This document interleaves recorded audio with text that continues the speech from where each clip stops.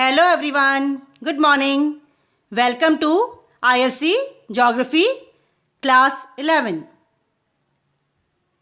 Today we'll start a new chapter, Chapter 5, Landforms of the Earth. Today is day 1. Today we'll study from page number 82 to page number 86. Let us first discuss the objectives of the chapter. In this chapter, we'll study the following objectives. First, endogenetic forces. Second, classification of endogenetic forces. Third, folding and types of folds. Fourth, faulting and types of faults. Next, we'll study about the landforms associated with endogenous process, that is mountain, classification of mountains, fold mountains and plate tectonic theory, block mountains, volcanic mountains, residual mountain or dissected mountains, mountains and men. Then we'll discuss about plateaus, classification of plateaus and men, plains, classification of plains and men. The objectives of today's class are endogenetic forces, classification of endogenetic forces, folding and types of folds, faulting and types of faults. Children, see this flow chart. In this flow chart, you can see that the earth movements are divided into two parts. They are endogenetic forces and exogenetic forces. Further, they are classified into various parts. In this chapter, we are going to study mainly the endogenetic forces or movements with their details.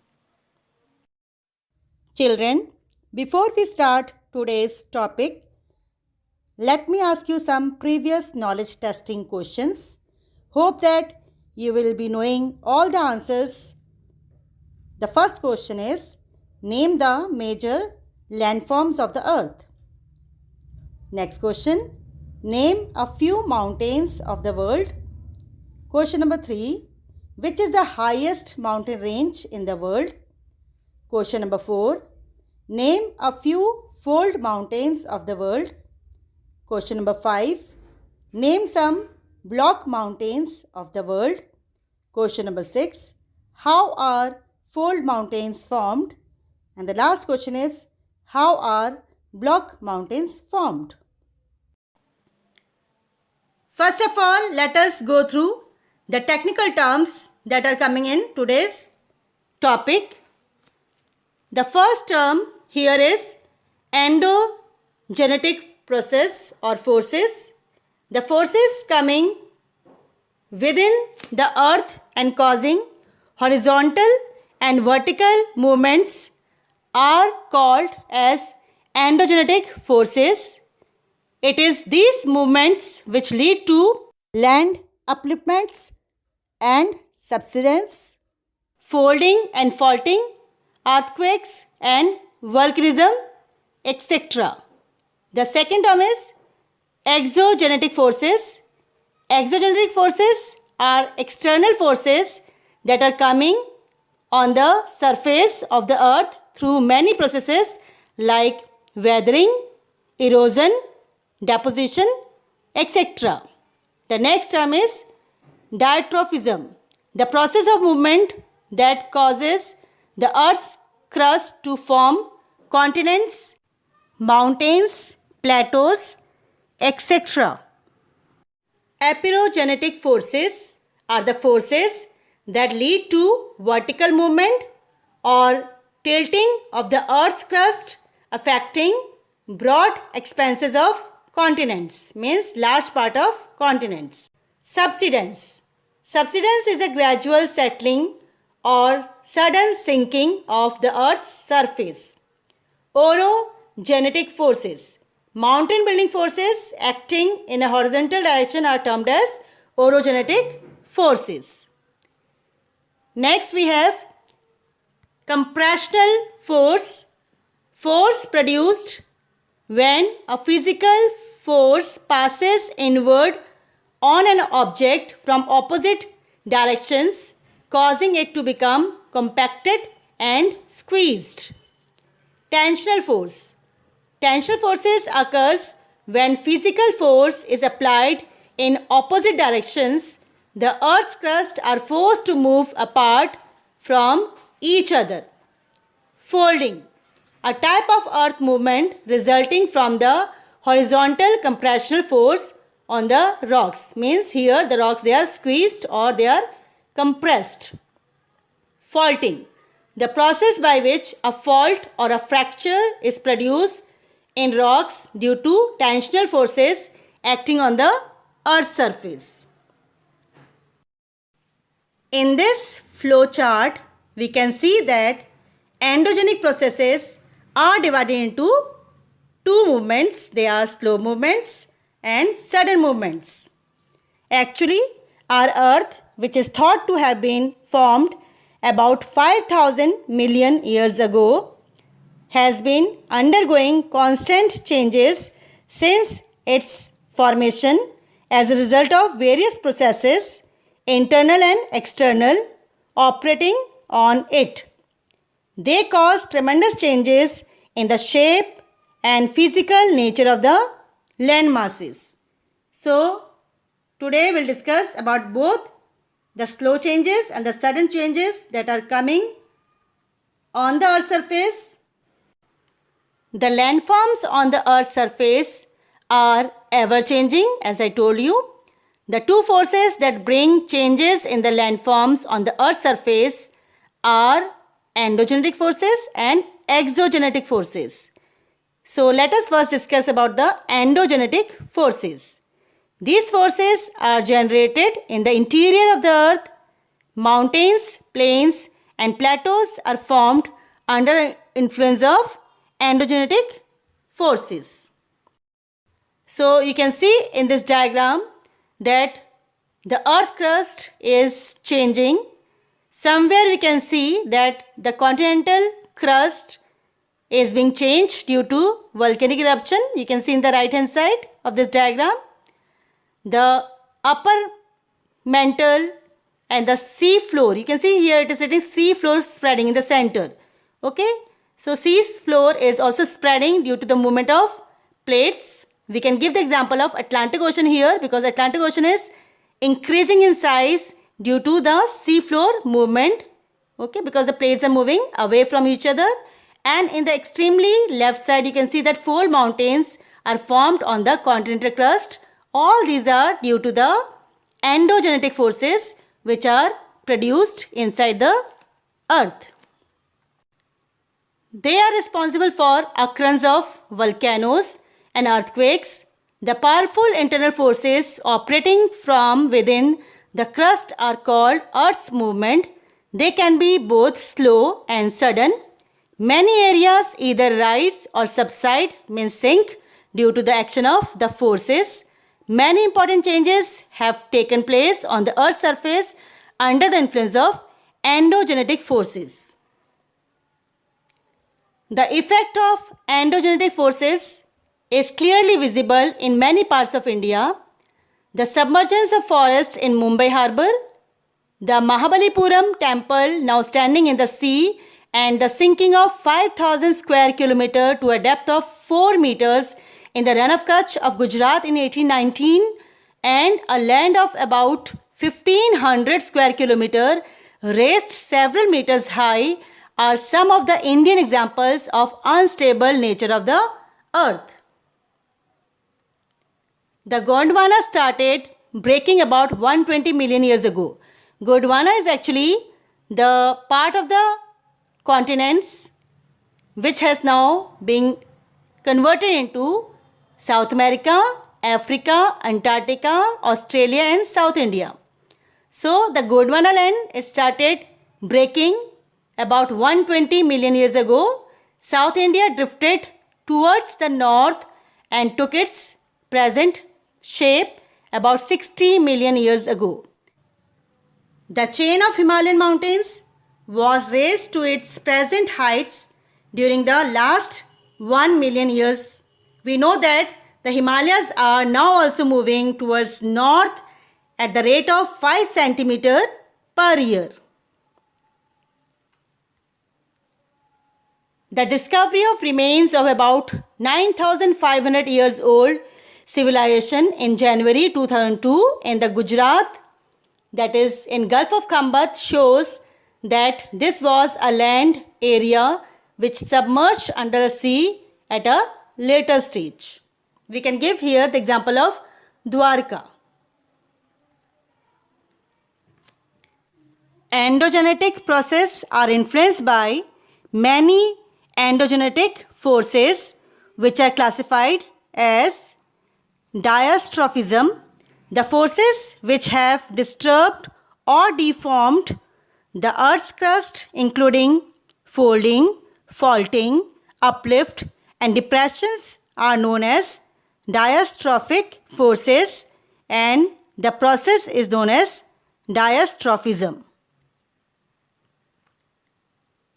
Diastrophic forces act very slowly and their effect becomes visible after thousands of years, so they are known as slow and secular changes.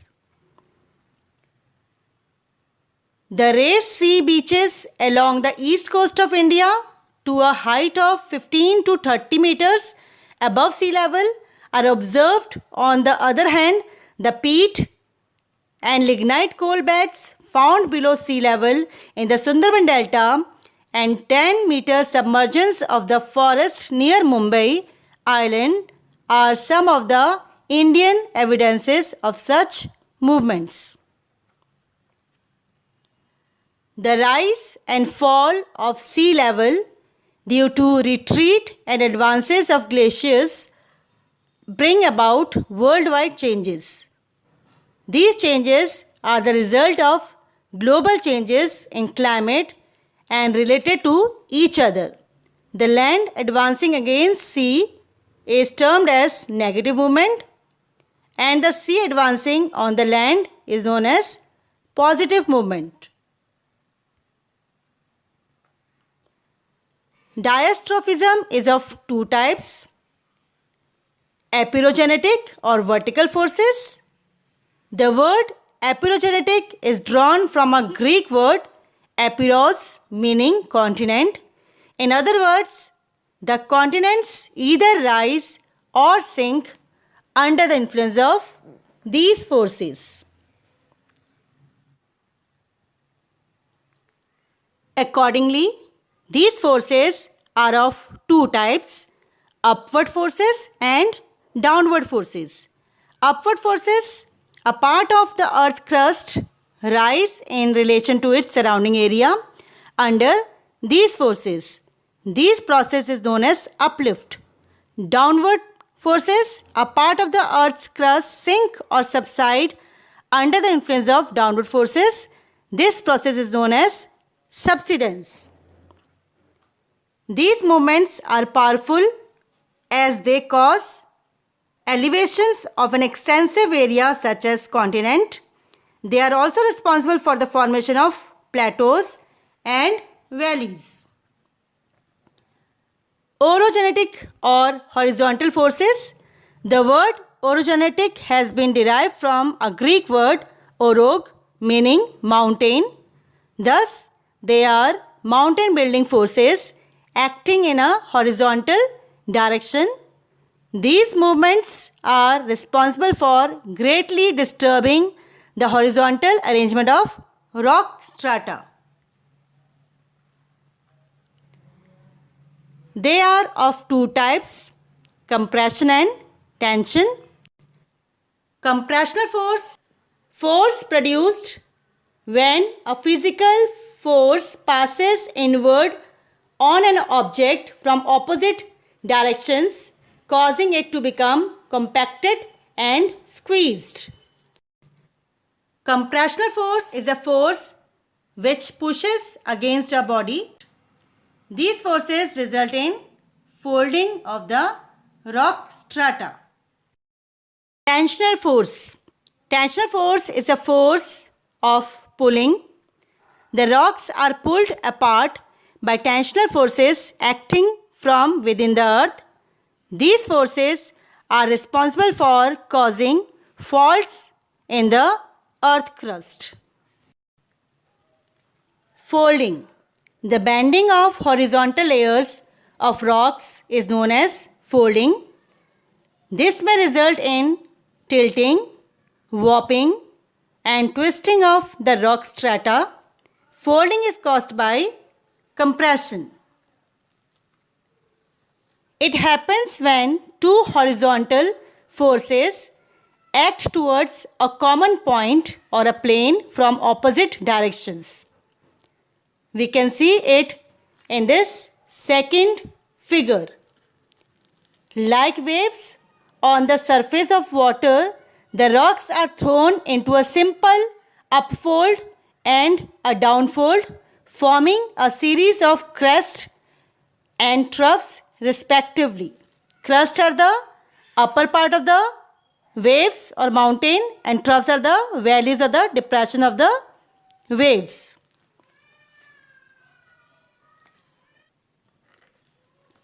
Simple folds have two limbs along the slope, means they have two arms. It is called an anticline when the limbs incline in different directions from the top. It is syncline when the limbs incline to the same direction into the bottom of the troughs. In simple words, the upfolds are called anticlines and the downfolds are known as syncline. So you can see it in the given diagram. Now children will discuss about types of folds. Depending upon the intensity of compressional force and the rock structure, different types of folds are formed. Different types of folds are as follows. First we have symmetrical folds. When both the limbs of a fold are equally bent and they are inclined at almost equal angles to the horizontal, it is called symmetrical fold. This type of fold is generally open and upright. Such folds are rarely seen. Next we have asymmetrical fold. This type of fold is formed when one limb of the fold is pushed too far so that one side of the fold is long and gradual in slope while the other is short and steep. This implies an element unilateral or one-sided pressure, and it is commonly assumed that the push comes from the gentle slope. Monoclinal fold.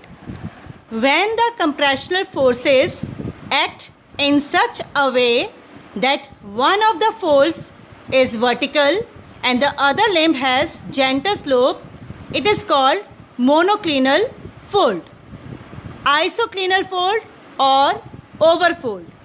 Isoclinal fold is formed when the fold is pushed over one side so that both the sides of the fold are inclined in the same direction. The short and steep side also dips in the same direction as the flatter or gradual sloping side. Next we have recumbent fold. When the isoclinal or overfold goes to such an extent that one limb is pushed over the other and the two limbs are almost parallel to each other, lying in a roughly horizontal posture parallel to the earth's surface, it is called as recumbent fold. Overthrust fold. In case of acute folding or large folding, The pressure of the compressional force is so great that a fracture occurs in the fold and one limb slides forward over the other limb along the thrust plane. This results in overthrust fold. The overthrust limb of the fold is also known as nappe.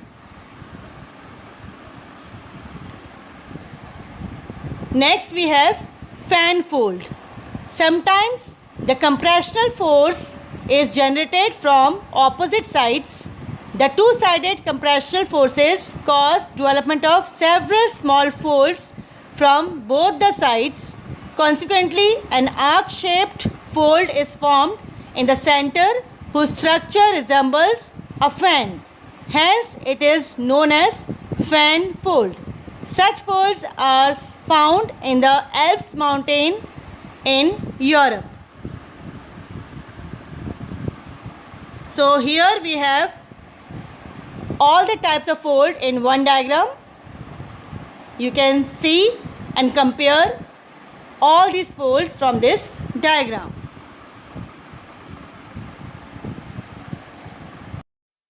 Now children, let us locate different places on the earth surface where due to compressional force fold mountains are created.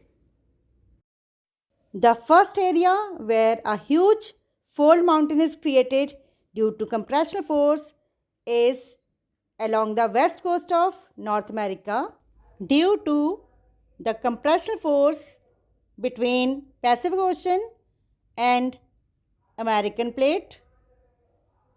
The Rockies are created in the same way in South America along the coast of Pacific Ocean. The Andes are created due to compressional force. In Europe, the fold mountains produced due to compressional force are Pyrenees between France and Spain, Alps in Switzerland, Caucasus between Black Sea and Caspian Sea. In Africa, the Atlas Mountain, and in Asia, the highest mountain wall of the world, that is the Himalayas, are the examples of fold mountains. Now children, let us discuss about faulting. As compression results in folding, so tension results in faulting. As the tension force increase in the earth crust, a stage comes when the rock strata cannot withstand force and the crust breaks. You can see in this diagram, due to tension force, the earth or the crust of the earth has broken. Consequently, one side of the rock strata moves up or down relative to the other side. They break or rise and sink along a line of weaker zone or along a plane of fracture or fault. The plane along with the fault takes place is known as fault plane. You can see it is given in this diagram at the bottom. One part of a fault is thrown upward and is known as upthrown side or foot wall. We can see this wall here in the left side. Similarly, the downthrown part is known as downthrown side or the hanging wall. The part which is exposed as a result of fault is known as fault scarp.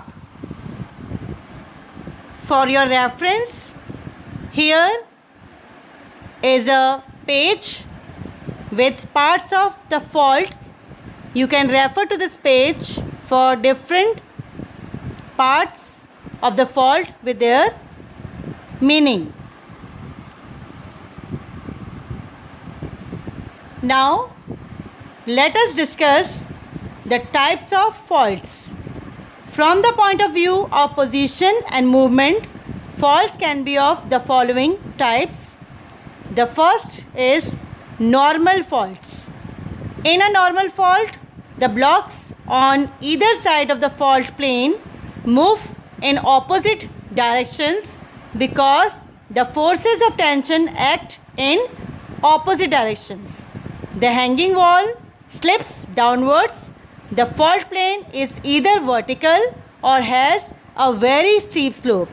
This fault generally takes place due to tension in the upper part of the crust. Next we have reverse fault. Reverse fault is produced by compression. In such a fault, the blocks along the fault plane move towards each other. The hanging wall slips up. The slope of the fault plane is gentle. Thrust fault. When one block of the fault rises over the other along the fault plane, it is known as thrust fault. This type of fault is produced by compression and is often accompanied by folds. Step fault. When an area suffers several parallel faults in such a way that the crust is broken into thin strata and the slope is on one side, the fault looks like flight of stairs. Such fault is called step fault. Now children, in this world map, let us see the areas where tensional force is very active because the plates are moving away from each other.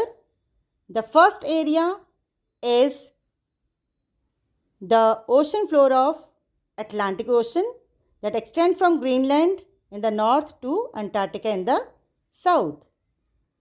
The second area of tensional force is between Africa and Asia, that is the Red Sea. This also extends up to Antarctica.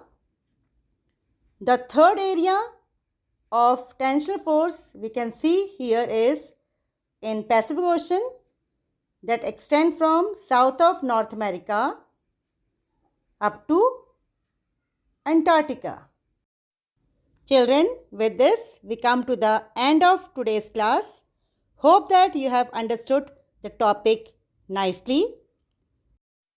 Today was the first day of the chapter and the objectives we have done in today's class are endogenetic forces, classification of endogenetic forces, folding and types of folds, faulting and types of faults. Now it is the time to take your homework. Your homework is to mark the answers of exercise 1, 2 and 3 that are related to today's topic. Children, you also have to write the answers of a few questions in your fair copy.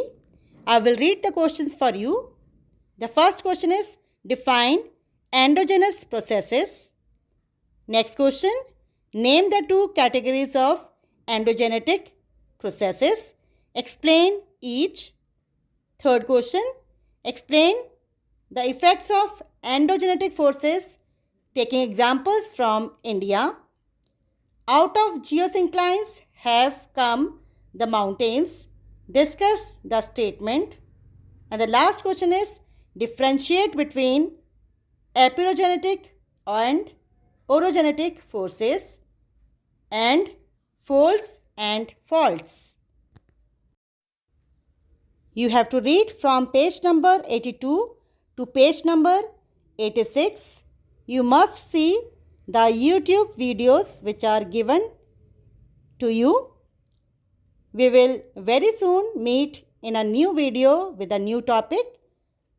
Till then, keep exploring, be happy and healthy. Thank you.